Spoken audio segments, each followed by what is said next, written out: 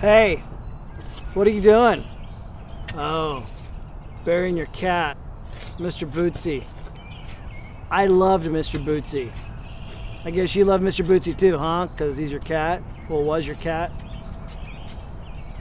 Hey, I got an idea. Why don't you come to church with me? Because all cats go to heaven, and if you go to church with me, you can find out what happened to Mr. Bootsy. I don't think that's the way it works. Yeah, I think it is. No, that's accurate. I don't think it is. That's what happens. I don't think it does. All cats go to heaven. It's not the way it works. Are you calling me a liar?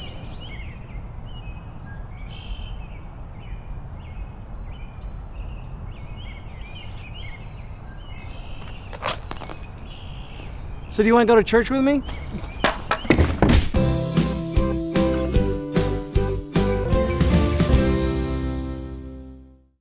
Hey, good morning. Hey guys, real quick, just wanted to come up over in prayer. And if we can get Drew and Megan word of thank you. Awesome. Congratulations, guys. Drew and Megan had their baby. Healthy. Yeah! Woo! Baby and mommy are healthy. Guys, if I can make the same, bow our head, we'll open a prayer and we'll get into praise and worship. Heavenly Father, we love you and we thank you for this opportunity to enter into your presence. We thank you for the anointing of the Holy Spirit. We love you and we just give it all to you. In Jesus' name, amen. All right, would you guys stand with us, please?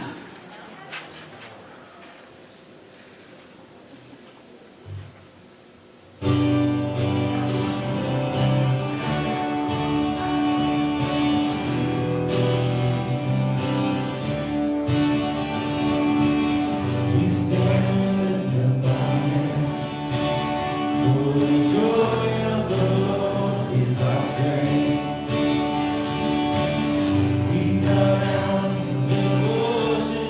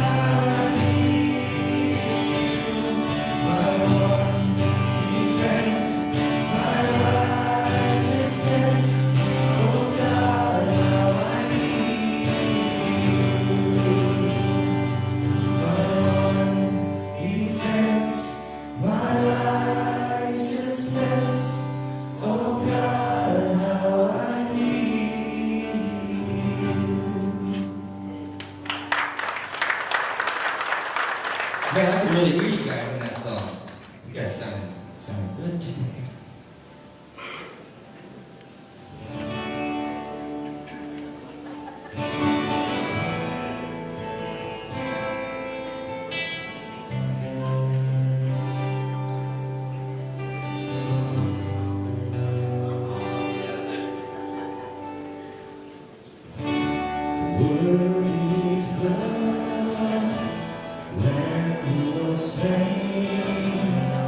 Holy, holy.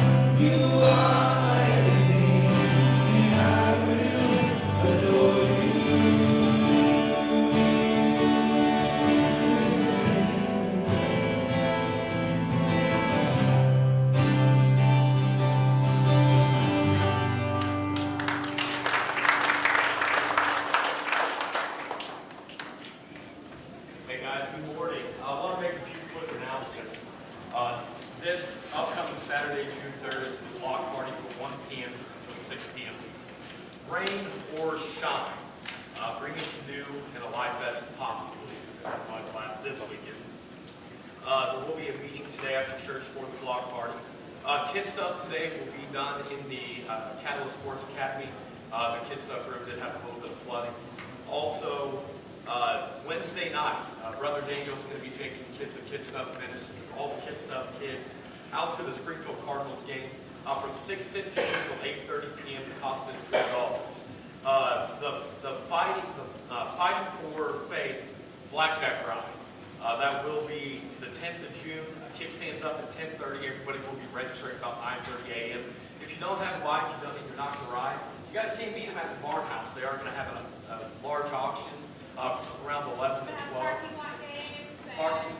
we're just going to kind of hang out, get the chat stuff. But Yeah, parking lot games. It's going to be a good time, guys, and the proceeds are going to benefit the Rare Breed Wrestling Academy. We're very excited to have it starting up this summer. And also, once again, volunteers to clean the church. There's a sign-up sheet out in the lobby, so please feel free to go ahead and sign up.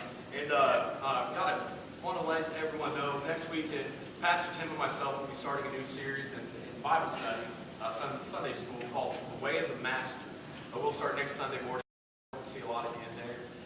Anyway, at this time, I'll just begin to come forward with will, collect, and tithes and offerings.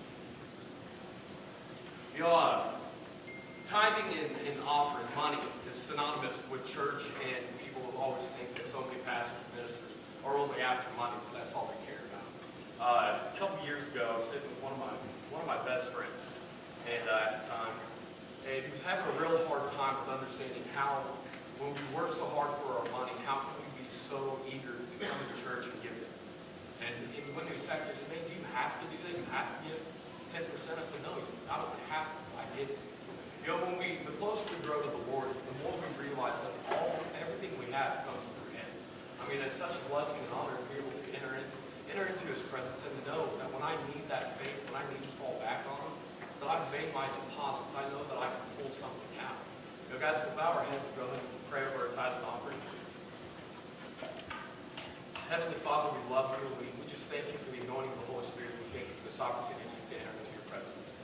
Lord, we thank you for each and every member of our church and all of our guests. Father, we just thank you for the words that Pastor Jeffrey is going to speak this morning. And we ask that you bless our tithes and our offerings, Father, and that you multiply them and that you distribute them accordingly. We love you, and in Jesus' name we pray. Amen.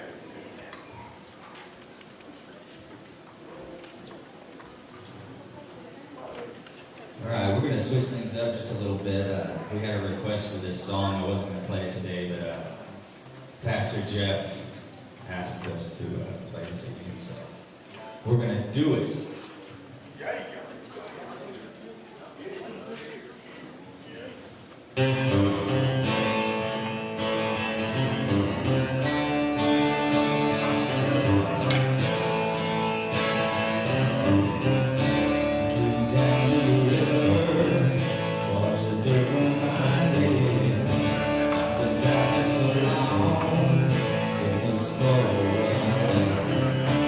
He's gonna forgive me.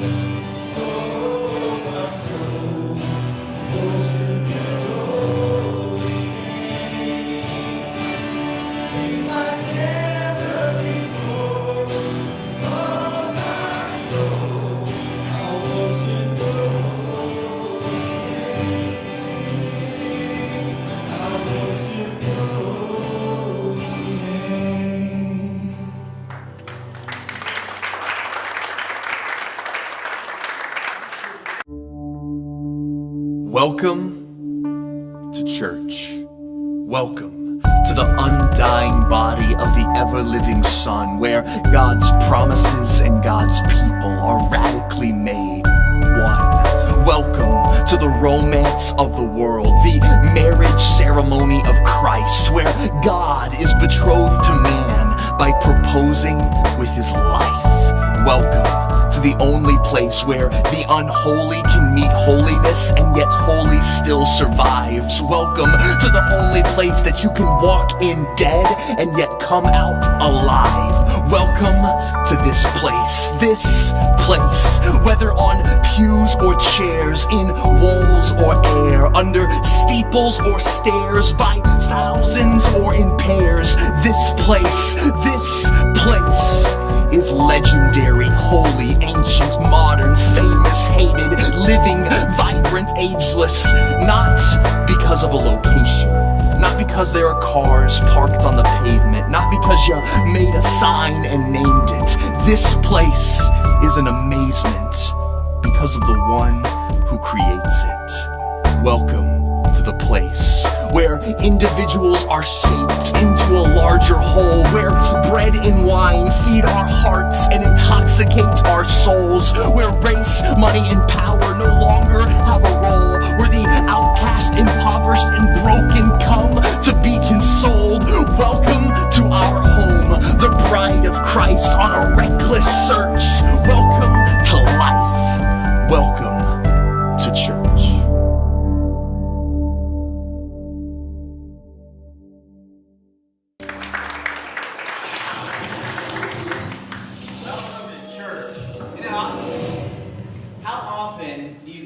Church and just say welcome to church. You know, a lot of times we get people to come into the service, they come in, they sit down, and we never say hi, we never say welcome for coming, we never say how are you doing, with really meaning it.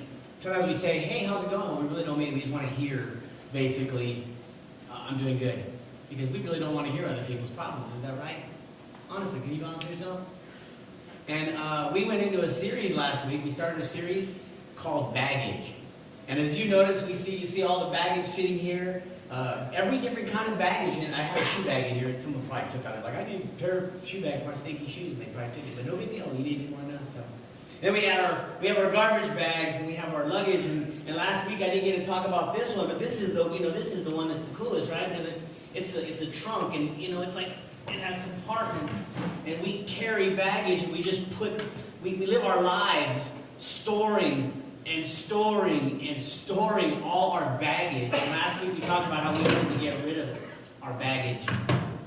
The baggage of sin and the baggage of all the things, the rough stuff in our lives, the things we don't need to have, the bad relationships, these crazy baggage that we carry around, that God says, look, give to me your baggage. Don't leave your baggage sitting out there. Don't carry it. I'm here to carry what you have. I want all of your problems. I want all of your needs. I want you to put it on me and allow me to take it off. He said, take the yoke off and let me put the yoke on me. Because my yoke is light, he said, and your yoke isn't. God did an amazing thing when he sent his son to die on the cross. It almost makes me cry honestly, every time I think of that, I'm like, my goodness, he sent his son for me, and I don't deserve it. I'm just a worthless. Think about it. I mean, Jeffrey Chavez lives in Springfield, Missouri. Really irrelevant when you think about it. Irrelevant on the big stage. If you think about, if you were to go to the UN and say my name, people would like, you might as well say, boom, because nobody would know. But yet Jesus Christ, he knew my name before I ever existed. And that's awesome. We went on a trip a while back, Bob. When I was a youth pastor, I decided I was going to take my kids on a trip, my youth on a trip. And we went to Mexico. We went to Matamoros, Mexico. Why? I don't know. Everybody thought I spoke Spanish. Like, yeah, Jeff will tell us what to do. I'm like, oh, good luck. Like, me and you will be looking like this. And so we go to Mexico. We're getting ready to go to Mexico, and the kids are like, getting ready to pack our stuff. We're getting ready to pack all our luggage. Getting ready to pack it. The kids go, hey, Pastor Jeff, what's the weather going to be like? Well, granted, let me tell you what month it was. It was January. But me, I'm thinking down south. I'm like, it's going to be hot, guys. Take shorts. I mean, so it's just like, it's going to be hot. So we pack our clothes, and we get going, we get across the border, we get into Matamoros, and the temperature begins to drop the closer we get to Matamoros. Now, I didn't know this. We literally took a bunch of clothes to give to the people. And that first night, I had women's clothes on. I had men's clothes on. I was wearing everything. It was so cold. It was like 10 degrees. And the kids came in our room and they're like, Pastor Jeff, you said it was going to be warm. I'm like, that was Mexico, man. I mean, down south, don't they say that it's always hot? It was cold. And so we didn't pack the right things. We weren't prepared. We didn't prepare ourselves to pack the right things. We packed a bunch of stuff. And so we're getting ready. I want you to think about your trip. Last week I talked about you getting ready to get on a plane, you're flying off, and you're sitting at home and you're putting all your stuff in there. And last week we packed our bags and we saw what we didn't need to pack. But now we're getting ready to check our bags. How many of you guys have ever been to the airport, been to TSA, and you got to take your clothes off to go through this thing? It's like, basically, no, you have too many clothes, get back in line. They make you take your shoes off, and they make you go through this thing, and you have to stand there in this thing. I don't do it, just so you know. I don't go through it. I refuse to go through it. So they always have to take me to a corner and pat me down, and I won't go through that machine. But I see everybody like this. And they just trust that, right? And they get their bags, and they take their bags, and this would be a small bag on a plane, right? So if it's you and your wife's going to have two of these, you're going to have one of these, men, and then your wife's going to have two more of these. And when you get to the baggage claim, they're going to look at you and they're going to say, I don't think so. That will be $100 for this bag, and $100 for the next one, and then $50 for this one, and you will end up paying an exorbitant amount of money to check your bags. You see, we've got to be prepared. We've got to be careful. You see, we have to be careful what we decide to check when we check our bags in. See, last week we talked about the bags being full of stuff that you didn't need. Today we're going to talk about checking those bags. And it's going to be a lot of the same stuff. You're going to find out that this is going to be a series that goes over and over about some specific things. The first one is sin. You want to make sure you understand that the first one is sin. Let me give you the description. Let me give you the Wikipedia definition of baggage. It says baggage or luggage consists of bags, cases, and containers which hold travelers' articles during transit.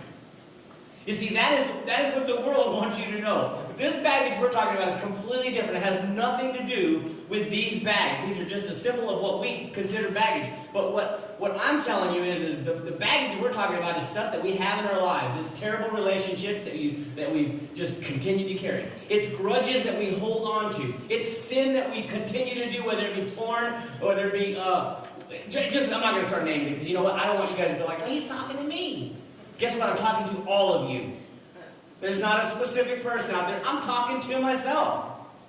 Just so you know it. The first thing you have to make sure you don't do when you're getting ready to pack is make sure you don't overpack. You see, a lot of us, we overpack. Now I'm just going to pick somebody to come up here. And you're like, I don't want to go up there, but I'm going to pick you to go up there. You know what? I'm going to pick a little guy. Come on up here, little man. Come on up here, little man. You gotta go, yeah, you're gonna jump. He's gonna jump. This is one of our little wrestlers. I don't know why he's in here. He's not in class. He's too cool to go to class. Why are you in class today, buddy? You're like, I knew I was gonna get called, right? Let's put your hat backwards, all right? Because That's the way it looks cool. So I want you to come up here. I want you to come up here. All right, and I want you to... Now, he should have a small bag, right? We shouldn't overpack him, right? I want you to see what it looks like when someone like that overpacks, right?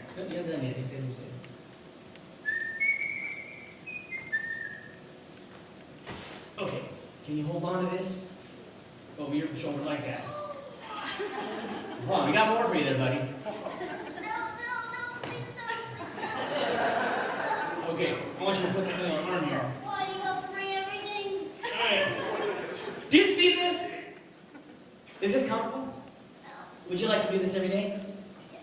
I'm good. I can do it. All right, we're not good enough yet. Need more? Okay, you're good. Thank you, Mike. Everybody give him a hand. You guys see something? You know what that is? That's called overpacking. A little guy like that, he goes on a trip, he probably packs a little bit. When I'm talking overpacking, a lot of us, we live, and that's how we see how he was struggling. He's like, but he wanted more. That's like us. We do the same things. We want more of what hurts us. We want more of what's going to take us to the ground and just make us unusable in life. So we have to be really prepared, be cautious that we don't overpack. 1 Peter 5, 6 through 7, it says, humble yourselves. It wants you to make sure that you humble yourself. It says, humble yourself, therefore, under the mighty hand of God. Make sure you humble yourself under the mighty hand of God, so that at the proper time, He may exalt you. Do you realize that God wants to exalt you? But He can't exalt you unless you give Him what He requires, and that's your problems. You see, God sent His Son so that He could take away your sins, so that He could take away the problems that you have. Now, I'm not saying that all the problems go away, but He wants you to trust Him. He wants you to have faith in Him. He wants you to give Him everything. Now, that's the hardest thing to do. Tim, how hard was it to give God everything when you first walked away from ministry?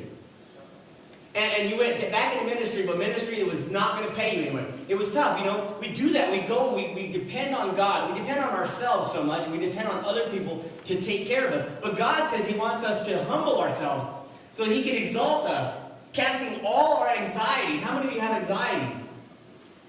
All our anxieties on Him because He cares for us. God cares so much for Him. But the first part I want you to remember is, the first part, it's the first verse that it says there. It says, you must humble yourselves. Now I want you to take it, this is a self-examination moment here. Every time I say something specific like this, there's times where I want you to examine yourself. I want you to examine and say, is this something I can do? How easy is it for you to be humble? I'm going to tell you right now, you're looking at the pastor of this church, you're looking at the person that founded this church. I'm going to tell you, I am a hard-headed person that has struggles to be humble. Amen. It is so difficult to be humble. Why? Because it's so difficult to depend on something that I cannot see or I cannot touch until I realize that I can see Him and I can touch Him. Because though He can't physically see God, I can see what He's done on this earth. I can see what He's done in people's lives. I can see that the trees are growing up from the ground up. I can see that I'm standing on a planet that is spinning around fast at a high revolution. And I'm not falling off. That's not it, though. I can also see that if the sun were to be 1 inch closer, I'm just serious, be serious, 1 inch closer to the earth, you know what would happen? It would literally burn up. Now, that's a scientific fact, just so you know that. And if it was just 1 inch closer to the moon, what would it do? Come on, say it loud, folks. It would freeze.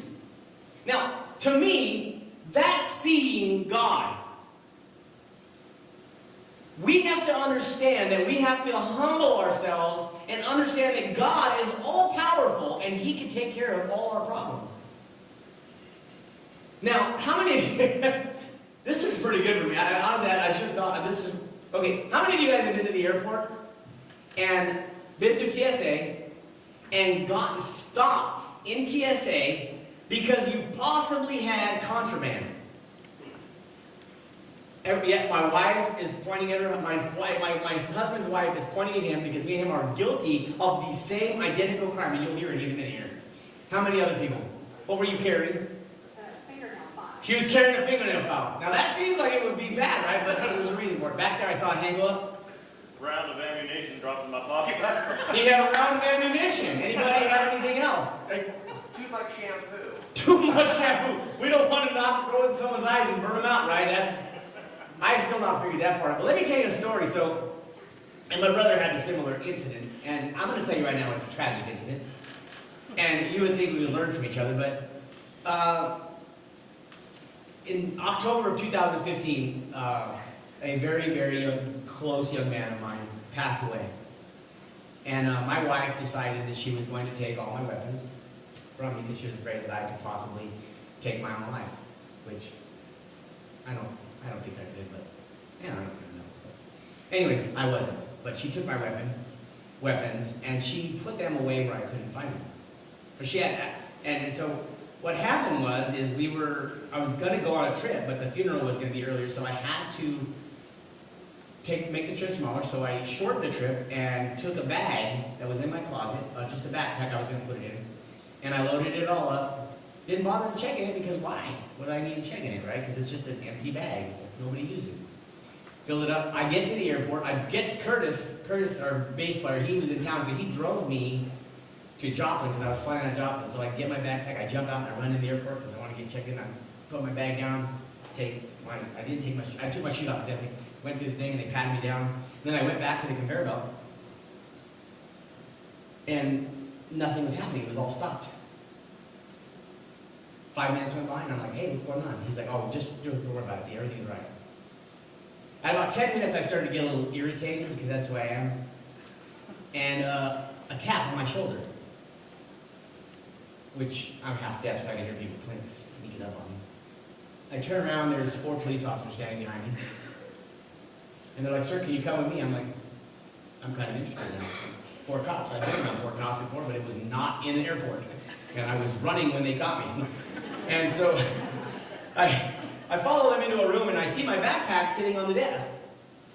And the guy, they sit me down, like, sir, do you have any weapons in this bag? And I'm like, no, come on, who would I'm literally like, yeah, no, why would I carry a weapon on a plane? They're like, well, can you check these pockets? So I checked the pockets and nothing. I'm like, see? And the other guy's like, I saw there's got to be a weapon in there. It's right there. And then me, stupid, I could have gone on a plane. I'm like, oh wait, there's a hide bag up here. There's a hideaway pocket up here in the front. So I opened a pocket in there, and my 6 Sauer 380's in there. And all I could think of is, my wife set me up. My wife set me up. So I pulled the weapon out, I set it down, and of course, who carries a weapon unloaded, right? So it's loaded. So they didn't take me to jail. They did get all my information, my fingerprints, and they took my weapon. And they said, we're going to allow you to fly. And they said, oh, but you're going to be good. So I fly, I go to where I'm going, I get back, and then I get a letter in the mail that says I'm on the no-fly list for a year, that I have a fine of I think it was $3,200. So see, tragedy happens when you carry contraband. See, you got to be careful what you pack. Because if you overpack, or if you pack stuff that is not going to be good for you to have, bad things can happen. You don't want to carry contraband. See, here's the things you don't want to carry when it comes to spirituality. You don't. We'll talk about contraband. Contraband. Let's name it sin. Let's name contraband sin. So you don't want to carry around too much sin. How many of us can honestly admit to ourselves and to other people that I carry around sin? Oh, well, I'll be the first one. I'll be the first person. You see, I carry around sin. You see, the Bible says that for all have sinned and fall short of the glory of God. You see, we're all sinners. We have to understand that. Until you acknowledge that, you're going to struggle in your life forever. You need to acknowledge that we're all sinners, and we all will struggle with sin.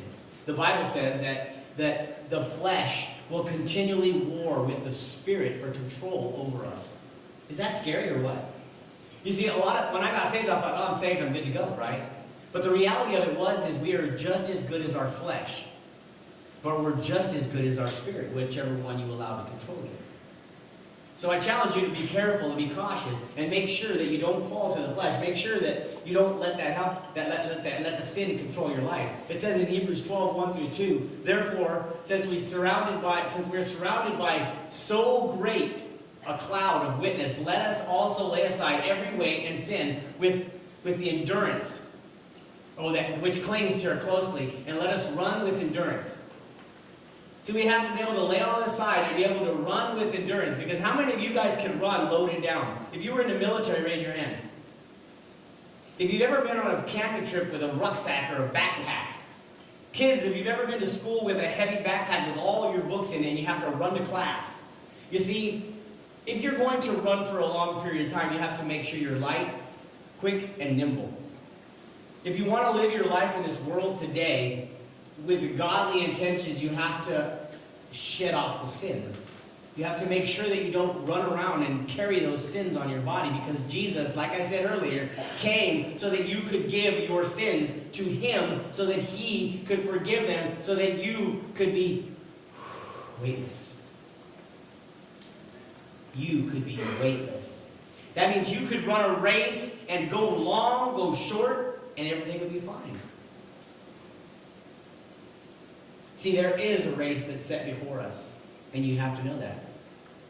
There is a big race. In 1 Corinthians 9, 24 through 27, it talks about a race. It talks about a great race. It talks about making sure that you're fit and ready for the race, making sure that you're not boxing the air, making sure that you understand that you're in a race. How many of you understand that you're in a race? Raise your hand if you understand you're in a race. You see, that's our problem, Christians. We don't understand that we're in a race for for humanity. We're in a race for our lives every day. We are fighting against the evils of the world daily, trying to make sure that we don't get drugged down by them. Sin is the biggest and fastest killer of Christians. It can take you from the highest. I don't care how high you are and how great spiritually you feel you are. I've seen some of the greatest men, some of the men I've looked up to, fall based on sin. Based on a lie that they bought into. You see, that's why I choose this. I choose to stay low. Now, I don't shoot low. I shoot high. But I choose to stay low. I choose to stay grounded. I choose to not allow people to look up at me whether I'm a pastor or I'm not. I want people to understand that I'm just like you. I'm in the fight. I'm in the battle. I'm in the thick of it just like you.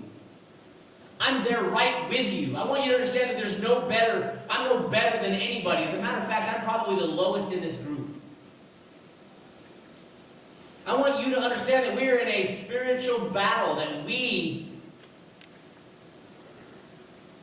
can win if we pick the winning side. You see, because the battle that we're in, we don't understand, already ended.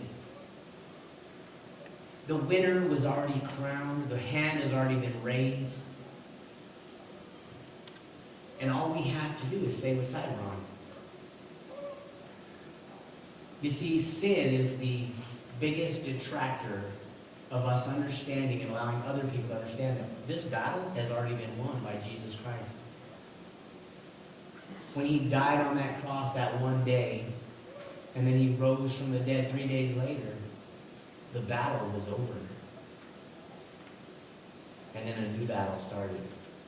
Or the war was over, but a battle was started afterwards. It's called the battle of deceit. It's called the battle to see how many people the losing team can drag down with them. I'm not going to be dragged down by that losing battle, that losing team. You have to concentrate on when you're packing your bags and you get ready to go. You have to concentrate. Do you really need what you're taking? Did I really need that gun? No. Do you really need that much shampoo? Who's the shampoo person? Did you really need that much shampoo? No, I didn't. You didn't, yeah. Did you need the nail? Was it necessary? So we have to really think, did you need the nail clippers? You could go without them. I mean, our average trip is maybe, the long trip, 2-3 weeks at the most. I mean, so you look like Drusilla from the cartoons, you got bruised nails. Did you need it? Did you need the mean? You got to make sure you really need what you have. See, if it's not a profit to your life, do you need it?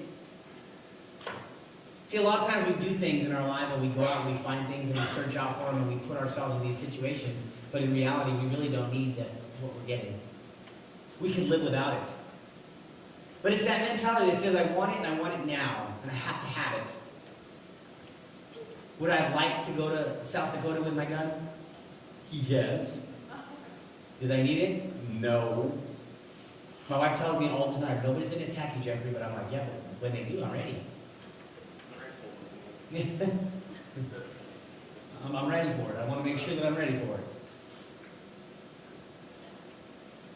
1 Corinthians 10:23 says, all things are lawful, but not all things are helpful. You see, just because something's of the law doesn't mean it's helpful. Just because something it doesn't appear to hurt you, it doesn't mean it's helpful. All things are lawful, but not all things build up. Just because it's lawful doesn't mean it builds up. Let no one speak of his own good, but the good of the neighbor.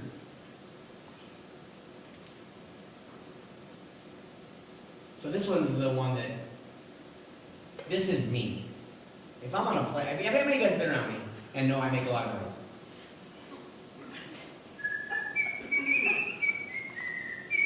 I whistle all the time.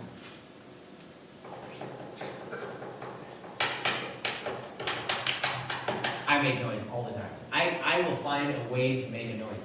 My brother has the best hearing in the world. And he hates to go to the movie with me. Because I'm like,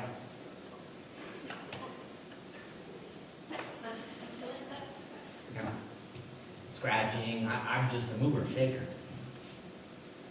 I annoy people all the time. How many of you guys have been on a plane where someone's got on the plane and they get in there and they're sitting in their seat and they're doing something that is completely irritating you? It is driving you nuts. They open their computer and they start watching a movie, but they don't have headphones in. And you're like, I don't want to watch a movie. This is a 12-hour flight to Europe or whatever it is, and I want to sleep. But they don't care. You see, do others benefit or just get annoyed by what you pack? You see, what we pack can bother other people. The stuff that we have in our lives could irritate other people. I want to make sure that that doesn't happen to you. He says in 1 Corinthians 6:12, it says, all things are lawful for me, but not all things are helpful.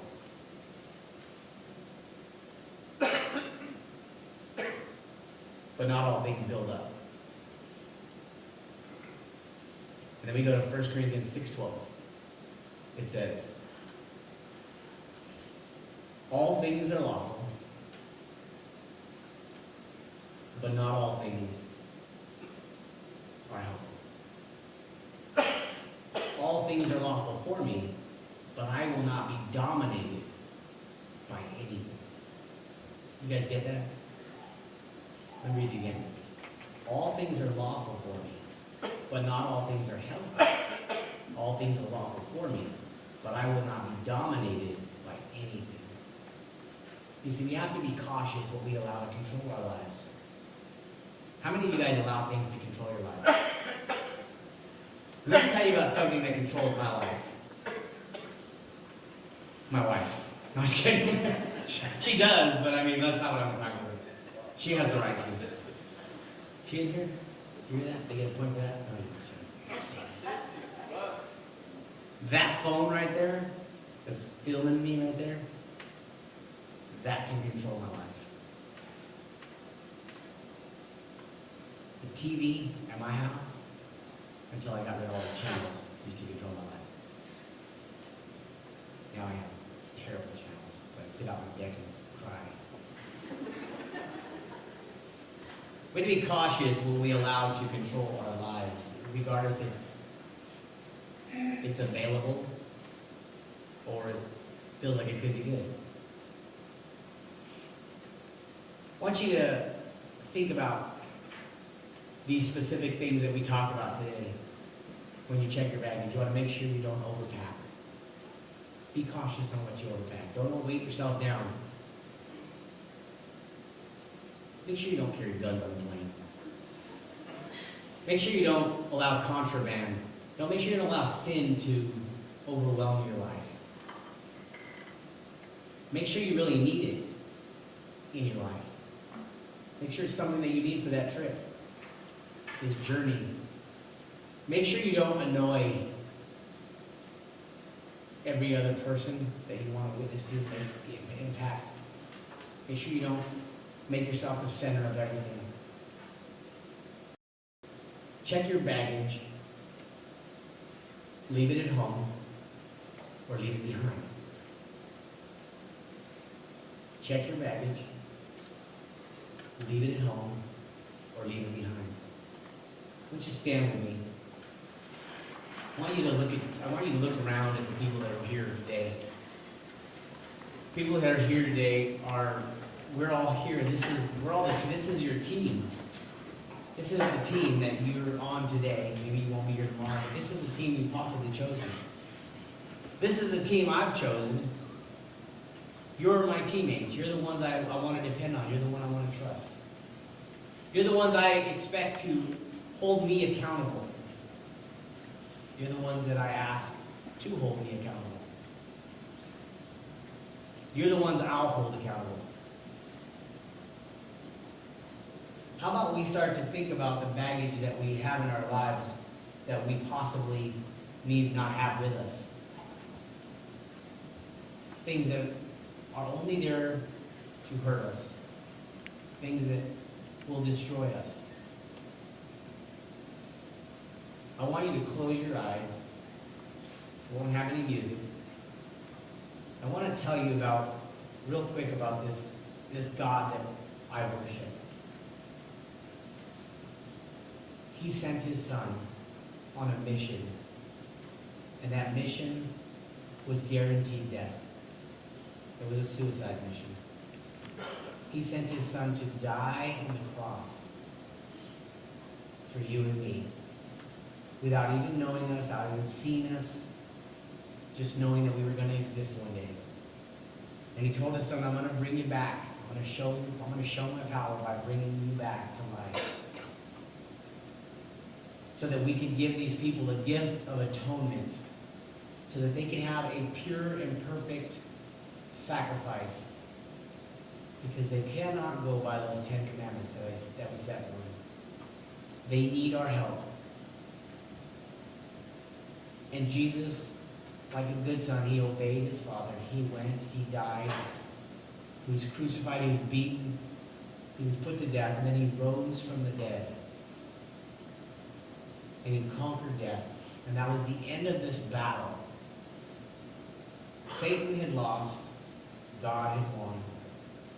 And God said that I want every person, I want all the people that are born from this day to understand that they can have this atonement for their sin.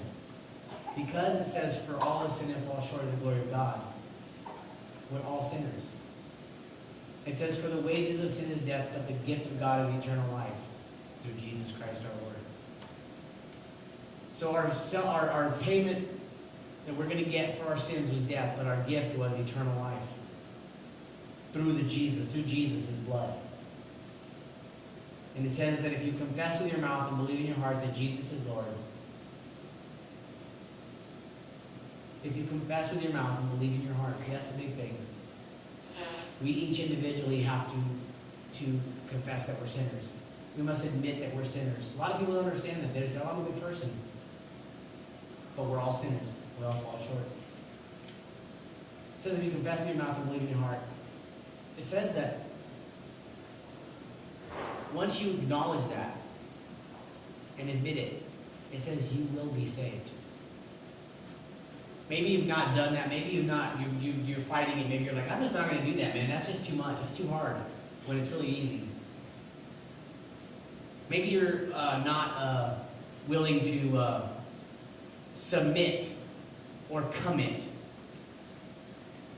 But there's going to be a day in your life when you have to stand before God, regardless of what you think. There's going to be a day you stand before God, and that day, there's not going to be any excuses that are good enough for you.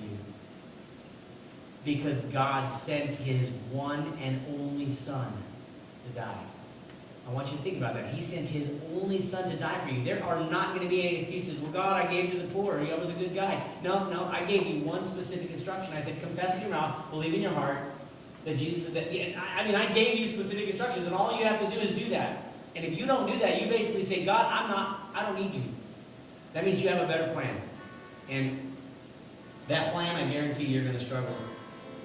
And you're going to hurt. You're going to feel really upset when you find out it's not good. You have an opportunity to be on the winning team. And you can choose to be on the losing team. As I pray, there is no special prayer for this. This is just something that's between you and God. It's not between me, you, and God. It's between you and God. This is a covenant that you make with God. This is something you make that says, God, I'm going to trust you, and God takes care of that. So there is no special place, but we do have a place here you can come up if you'd like to hear about it. As Shane plays, we'll tell you all about it. Tim, myself, Justin, we'll tell you all about it if you'd like to come up here. But if you don't want to come up here, you can do it from right there in your seat. That's the beauty of this. God is searching each one of us at this very moment. He's found us all to be not well. But he's willing to heal you if you ask. Shane's going to sing a verse or two, and if you'd like to come up, I'll be right here in the front. Justin, myself, and Shane, and Tim will be here if you'd like to talk to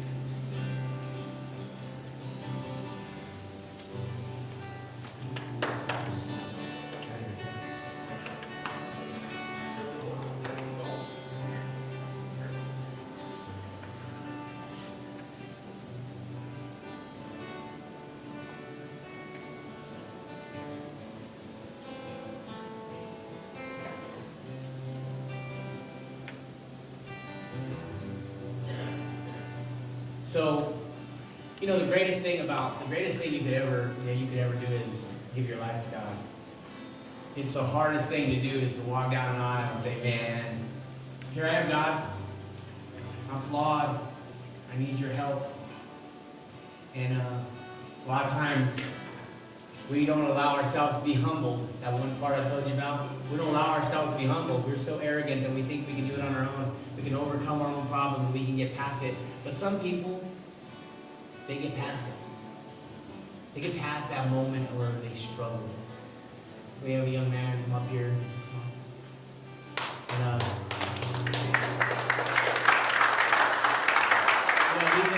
he said he's been wayward, and he wants to come back and get back on track. And the reason I brought him up here wasn't to like show off. What I want you to do is, okay, like I said we need to be accountable. We need to hold each other accountable. When you come forward like this, he's saying, hey, hold me accountable. Be there for me. So I want you guys to, before you leave today, come up and say hi to him. Get some information. Get to know him. Because many times we see people come to God and then we just say, okay, we put a stamp of approval on them, they got their fire insurance, and then we just let them go off on their own. And then we let them fail, and we watch them fail, and then we like, oh, they must have been a fake. But the reality of it is we didn't hold up to our part. And I told him I'm going to be there for him, and I want you guys to also. Amen. So we're going to pray here, and then we're going to dismiss. Dear Father, we love you so much. We thank you for everything you've done for us. We thank you for bringing people here on a day when they could be at the lake. We want to thank you for showing your power and glory yesterday with the storms and the lightning and the clouds and the hail and the rain. God, we thank you for just giving us that idea to know that there's something up there trying to get our attention. We ask you, God, that you be with us as we leave here today, Lord, as we go tomorrow to celebrate a day of the greatest Memorial Day, because the memorial you gave to us, dying on the cross, was the greatest to show memorial. We ask you, God, that you would allow us to go out and celebrate that while other people are celebrating the deaths of people. Lord, we ask you to be with our military and our leaders, that they would make great, good decisions. Lord, we ask you to be with our people to understand that our leaders are trying to make great decisions and work hard. We ask that you continue to watch over us, and we thank you for it. We pray in your precious name. Amen.